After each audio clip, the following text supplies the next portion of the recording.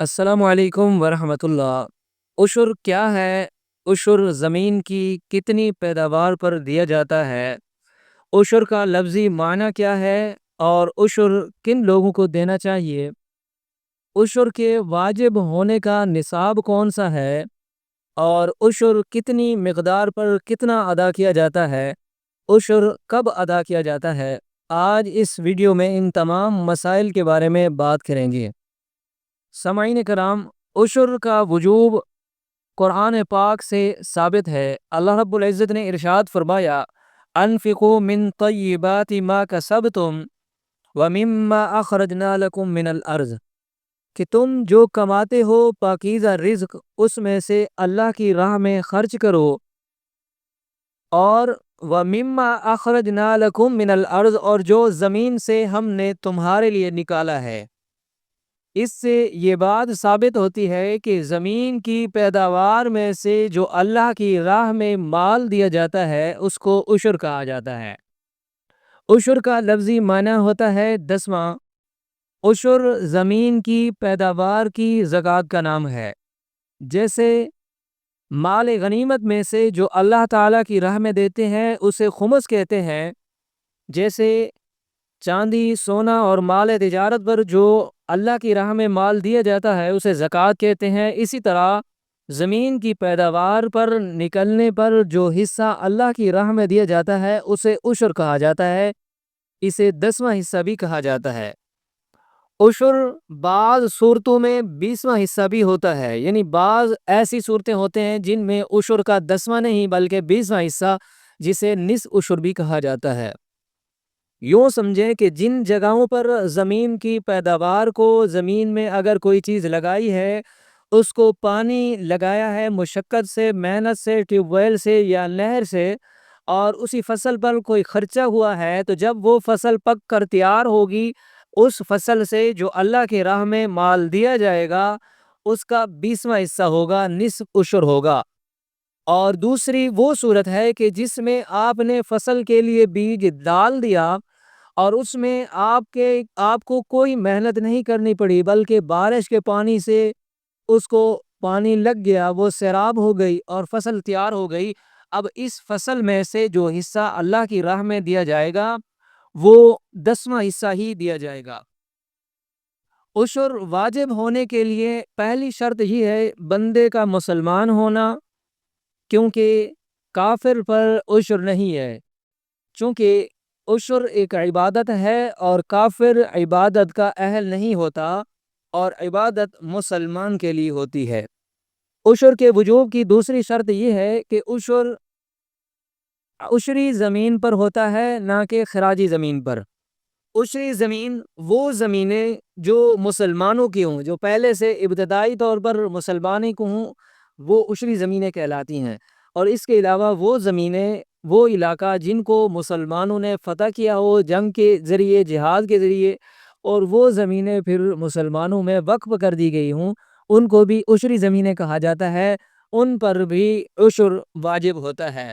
اور دوسرا، وہ لوگ جنہوں نے مسلمانوں کو زمینیں تقسیم کر دیں، وہ زمینیں بھی عشری زمینیں کہلاتی ہیں۔ اس کے علاوہ جتنی بھی زمینیں ہوتی ہیں وہ خراجی زمینیں ہوتی ہیں، ان پر عشر نہیں ہوتا۔ اور دوسری جو عشری زمینیں ہیں وہ یہ ہے کہ یا اس علاقے کے جو لوگ ہیں وہ خود بخود مسلمان ہو چکے ہوں، اب ان کی جو زمینیں ہیں وہ زمینیں بھی خراجی زمینیں ہوں گی۔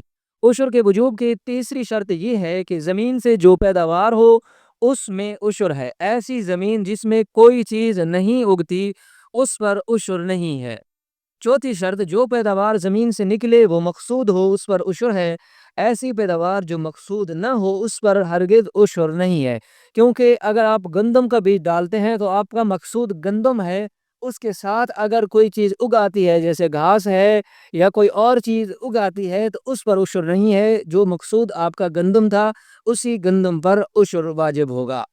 اور پانچویں شرط، عشر نابالغ بچے پر بھی واجب ہوتا ہے، کیونکہ اگر نابالغ بچہ ہے، اس کے نام پر یا اس کے ملکیت میں زمین ہے اور اس زمین کی پیداوار بھی ہوتی ہے تو وہ بھی عشر کا حصہ ادا کرے گا، وہ بھی اس زمین سے عشر ادا کرے گا۔ اور نمبر 6، زکوٰۃ سے جس طرح قرض کو مینیج کر کے زکوٰۃ بنائی جاتی ہے، اگر عشر کی صورت میں کوئی قرض دار بھی ہے تو اس قرض کو مینیج نہیں کیا جائے گا، بلکہ عشر کی جتنی پیداوار ہوگی اس سے عشر دیا جائے گا، قرض کی رقم اس سے نہیں کاٹی جائے گی۔ اور زکوٰۃ سال میں ایک بار ہوتی ہے، مگر عشر زمین کی پیداوار سال میں 2 بار ہو یا 4 بار ہو، جتنی بار آپ زمین سے پیداوار لیں گے اتنی بار آپ کو عشر دینا ہوگا۔ نمبر 8، زمین میں اگر کوئی شہد نکل آئے تو اس شہد پر بھی عشر ہوگا۔ اور نمبر 9، گھر کے اندر اگر کوئی چیز، کوئی درخت، کوئی پودا لگا ہے، اس کا پھل ہے، اس پر عشر نہیں ہے۔ اور 10ویں شرط یہ ہے کہ عشر مالک پیداوار پر ہوتا ہے، نہ کہ مالک زمین پر ہوتا ہے۔ بعض صورتیں ایسی ہوتی ہیں کہ مالک زمین جو ہوتا ہے وہ اپنی زمین ٹھیکے پر دے دیتا ہے اور اس کی رقم وصول کر لیتا ہے۔ اب جو ٹھیکیدار ہوتا ہے وہ اس زمین پر جو فصل اگاتا ہے اس سے جو پیداوار ہوگی وہ اسی کا مالک ٹھیکیدار ہوگا، نہ کہ مالک زمین ہوگا۔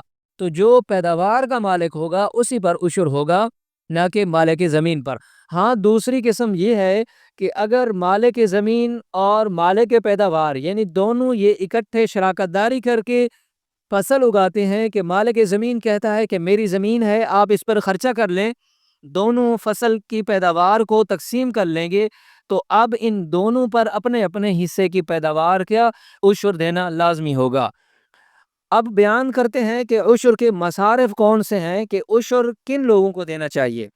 سن لیجئے کہ جس بندے کو آپ زکوٰۃ دے سکتے ہیں اس بندے کو آپ عشر بھی دے سکتے ہیں۔ جس طرح براہ راست زکوٰۃ راستوں میں، رفاہی کاموں میں، مسجد میں نہیں لگائی جا سکتی، اسی طرح عشر کو بھی براہ راست نہ مسجد میں، نہ رفاہی کاموں میں اور نہ راستے کے ٹھیک کرنے میں آپ لگا سکتے ہیں۔ اس کی شرط یہ ہے کہ آپ نے جس طرح زکوٰۃ کا کسی اور کو مالک بنانا ہوتا ہے، اسی طرح عشر کا بھی جب تک کوئی مالک نہیں بنے گا تب تک اس کو براہ راست کسی کام میں نہیں لگا سکتے۔ اور اس کے علاوہ بعض لوگ ایسا کرتے ہیں کہ باغات لگے ہوتے ہیں، ان باغات کو بیج جب پھل لگنے لگتا ہے تو ان کے پھل لگنے سے پہلے، ابھی وہ کچے ہوتے ہیں، بالکل ان کا بیج ہوتا ہے، پھل بن رہے ہوتے ہیں، وہ ان سے پہلے اس کی بیع کر دیتے ہیں، ان کو بیچ دیتے ہیں۔ تو اس بیع سے حضور صلی اللہ علیہ وسلم نے منع فرمایا ہے کہ جب تک باغ کا پھل ایسا نہ ہو کہ معلوم ہو کہ ابھی پھل تیار ہو رہا ہے، بن رہا ہے، تب تک ایسے باغات، ایسے پھلدار درختوں کی بیع ناجائز اور حرام ہے۔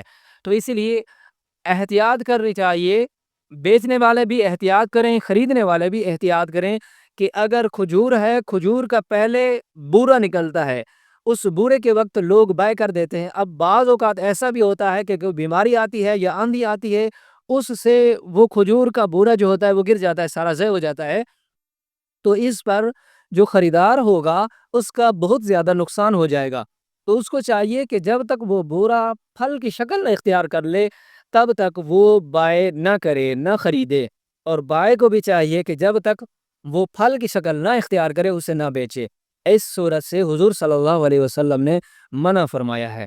تو یہ تھے عشر کے حوالہ سے تمام مسائل، کہ عشر کب واجب ہوتا ہے، کس پر واجب ہوتا ہے، کن لوگوں کو دینا ہوتا ہے، کب دینا ہوتا ہے، کتنی مقدار میں دینا ہوتا ہے، کیسی زمین پر واجب ہوتا ہے، ان تمام مسائل کے بارے میں آپ کو آگاہ کر دیا ہے۔ دعا ہے اللہ رب العزت مجھے اور آپ کو عمل کرنے کی توفیق عطا فرمائے۔ السلام علیکم ورحمۃ اللہ۔